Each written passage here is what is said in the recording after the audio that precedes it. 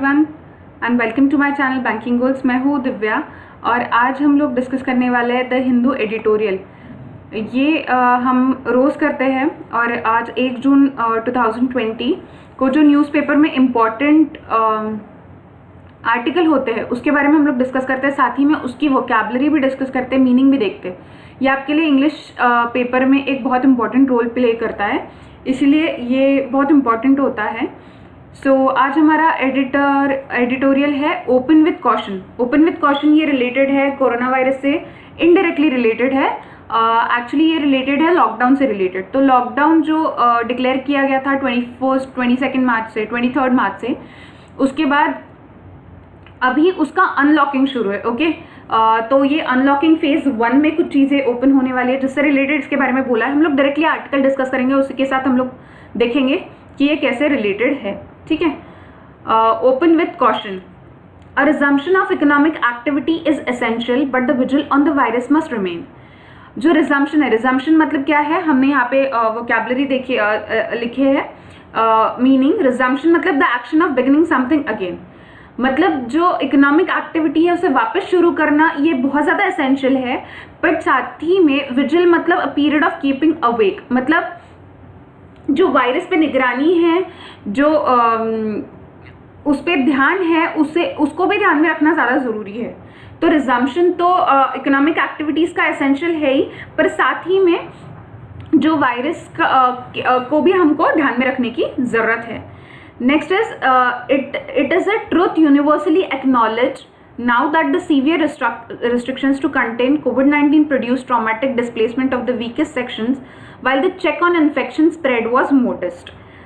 ये universally acknowledge हो चुका है कि बहुत सारे रिस्ट्रिक्शंस कोविड-19 की वजह से आई है और उसके वजह से जो वीकेस्ट सेक्शंस है, मतलब जो कमज़ोर सेक्शन है, उसका डिस्प्लेसमेंट मतलब है movement from one place to other. Movement from one place to other, displacement मतलब the action of moving something from its place. तो जो डिस्प्लेसमेंट है, मूवमेंट है वीकेस्ट सेक्शन का एक जगह से दूसरे जगह का। तो जो इन्फेक्शन स्प्रेड पे है वो चेक जो है वो मॉडेस्ट है। The centre's move for a phased unlocking of public activity after the rigorous lockdown since March 25 sets the stage for people to resume their jobs and undertake some travel. मतलब जो centre का जो move है, central government का move है, जो phase manner में, मतलब एक एक करके जो अनलॉकिंग करने वाले हैं लॉकडाउन की, मतलब एक एक चीज़ें ओपन करने वाले हैं पब्लिक एक्टिविटी की, जो रिगरस मतलब बहुत मेहनताना जो लॉकडाउन 25 मार्च से जो चल रहा है, उसके वजह से अभी क्या हो गया, जो अनलॉकिंग चल रहा है उससे क्या हो रहा है कि पीपल धीरे धीरे, मतलब लोग धीरे धीरे अपने जॉब्स को रिज्यूम कर सकते हैं, वापस शुरू कर सकते हैं, ट्रैवलिंग वापस से शुरू कर सकते हैं। तो बहुत दिन बंद रहने के बाद अभी धीरे धीरे ये अनलॉकिंग हो रहा है। The unlock 1 plan should ensure a careful restarting of activities. मतलब जो अनलॉक 1 प्लान है उसने बहुत संभल के और केयरफुली एक्टिविटीज़ को रीस्टार्ट करना चाहिए, और ये बहुत ज़्यादा इम्पॉर्टेंट है क्योंकि जिसमें सबसे ज़्यादा इम्पॉर्टेंट है delivery of goods and everyday services including health services unrelated to कोविड-19 इन्फेक्शंस। तो ये बहुत ज़्यादा केयरफुली ओपन करने की इसलिए ज़रूरत है कि इसकी वजह से कोई और खतरा ना बढ़े। हमें दिमाग में रखना है कि वायरस अभी भी प्रेजेंट है, इट इज़ स्टिल देयर, बस we have to take all the are careful precautions, we have to be careful, we have to take the precautions. Even though हम लोग ये अगर इकोनॉमिक एक्टिविटी स्टार्ट भी कर रहे हैं तो भी हमको ये सब ध्यान में रखने की ज़रूरत है। ठीक है, latest data since the virus surfaced in the country show that 13 cities including some of the biggest metros host 70% of the cases and many of the earlier restrictions will continue there.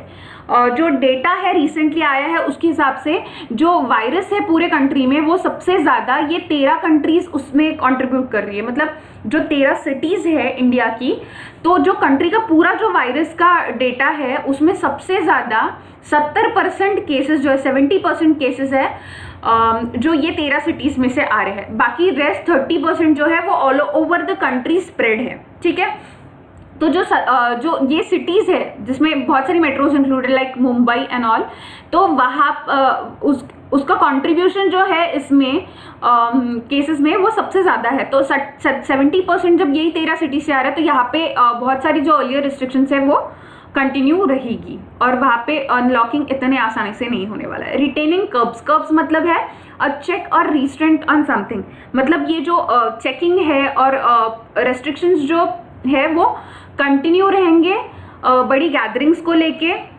जैसे कि religious places में है बहुत सारी मास gatherings नहीं हो सकती because it is reasonable given the history of these sites unwittingly becoming super spreaders.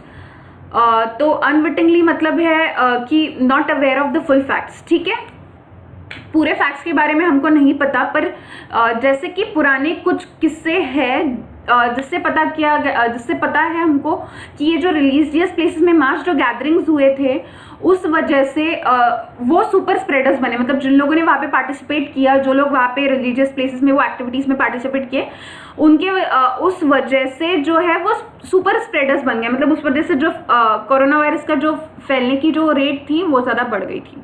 तो ऐसी चीज़ों पे अभी भी रिस्ट्रिक्शंस रहेगा। But the states must show diligence in actively testing and quarantine individuals in cities with high incidence to significantly control the spread.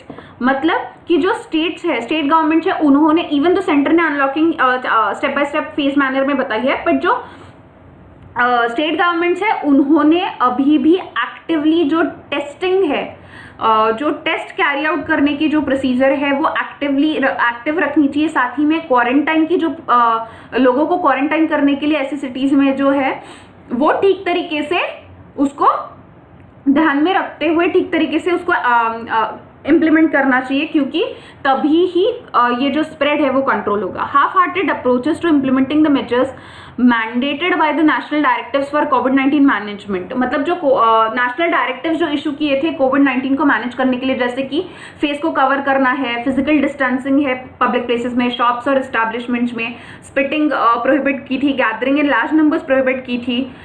तो ये जो है इसको अभी भी ध्यान में रखना है हमें, और ऐसा ना हो कि पब्लिक ट्रांसपोर्ट का रिजम्पशन मतलब वापस से शुरू करने से ये क्राइसिस वर्सन हो जाए, मतलब और बुरा हो जाए। तो हमको ये पुरानी जो नेशनल डायरेक्टिव्स जो इशू की है उसको अभी भी ध्यान में रखना है, इवन दो पब्लिक ट्रांसपोर्ट और बाकी सारी चीजें अनलॉक हो रही है। Citizens who have accepted severe curtailment of liberties, curtailment मतलब है द एक्शन और फैक्ट ऑफ रिड्यूसिंग समथिंग, मतलब जो लिबर्टीज जो उनको what you called it as, जो उनको अथॉरिटी थी, मतलब जो उनका राइट्स था वो कम कर दिया था बहुत सीवियरली, बहुत रिस्ट्रिक्शंस उस पर इम्पोज कर दिए गए थे लॉकडाउन के तहत। तो वो उसके वजह से एक हेल्दी बिहेवियर हमने अडॉप्ट किया है। Okay, to adopt a healthy public behaviour code using measures that are civilly yet firm, मतलब जो नेशनल डायरेक्टिव्स इशू किए थे वो स्ट्रिक्ट तो थे और उससे आपकी मतलब जो जनता की जो लिबर्टी वो रिस्ट्रिक्ट कर दी गई थी, बट वो बहुत ज़रूरी था क्योंकि उसी वजह से एक सिविलाइज मैनर में ये वायरस से डील करने का तरीका हमें मिला। Even with the easing of the lockdown the severe economic contraction caused by loss of jobs requires governments to demonstrate as such much commitment to mitigating misery as to containing infection.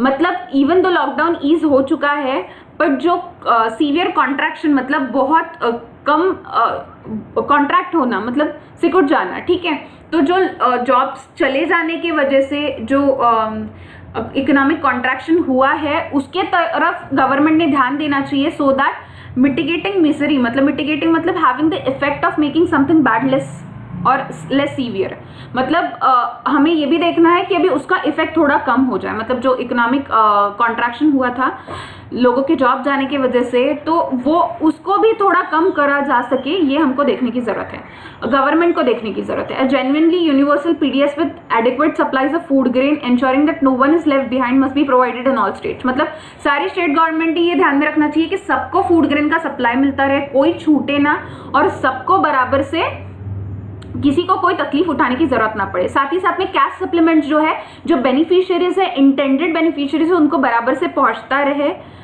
जो गरीब कल्याण योजना के तहत जो government ने promise किया है, commitment दी है, this needs to be underscored as surveys of workers who lost jobs after the pandemic indicate rising hunger levels and missing financial support.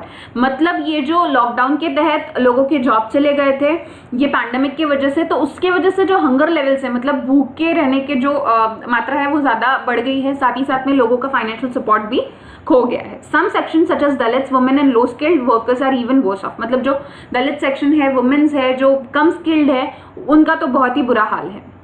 For the elderly, vulnerable individuals and children below 10, the center's advice is to shelter in place even during the relaxation phase। मतलब even though relaxation शुरू हुआ है तो भी बच्चों का जो 10 साल से कम उम्र के या फिर elderly जो सबसे ज़्यादा vulnerable, सबसे ज़्यादा प्रोन है ये वायरस से, उनको सबको इवन दो ये रिलैक्सेशन फेज है फिर भी उनका ज्यादा ख्याल रखने की जरूरत है। This is medically sound advice, मतलब मेडिकली ये साउंड एडवाइस है, but can not be done over long period in big cities as they can not access goods and services at their door step simply because they are classified as non essential.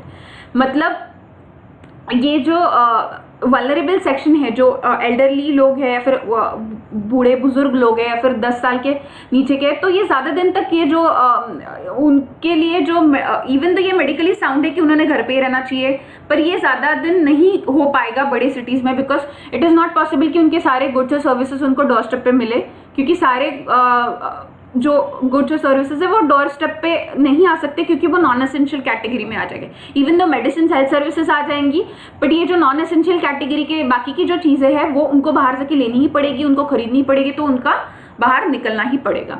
The course of COVID-19 in the weeks ahead is by no means predictable and the centre recognises the possibility of new rural clusters emerging due to large scale return of migrants. मतलब ये जो COVID-19 का आगे आने वाले हफ्तों में जो क्या होने वाला है ये प्रेडिक्ट नहीं कर सकते, बट ये ऐसे सेंटर को समझना चाहिए, सेंट्रल गवर्नमेंट को ये रिकॉग्नाइज करना चाहिए कि जो ये जो उसका स्प्रेड है वो रूरल एरियाज में भी बढ़ सकता है, क्योंकि सिटीज से लोग अपने अपने गांव वापस जा रहे हैं, तो large scale return of migrants workers जो है वो वापस जा रहे हैं, तो रूरल क्लस्टर्स इवॉल्व होने की बहुत ज़्यादा chances है।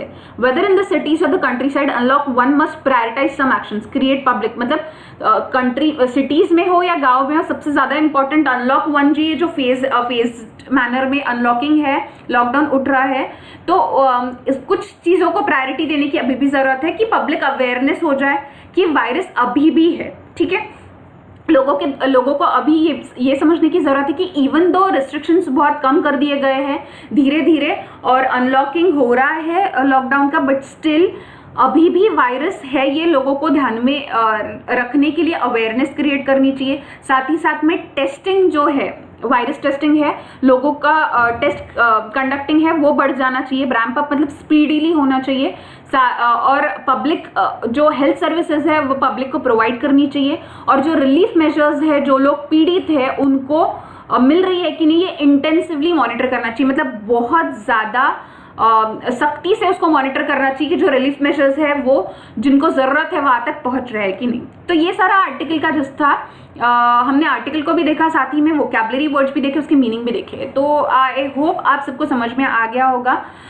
Thank you so much for watching the video guys. मेरी वीडियो को जरूर लाइक करें, चैनल को सब्सक्राइब करें, बाकी सारे वीडियोस को बैंकिंग गोल्स यूट्यूब चैनल पे आप जाके विजिट कर सकते हैं, नोटिफिकेशन बेल को प्रेस करें और ज़्यादा से ज़्यादा शेयर करें। Thank you so much.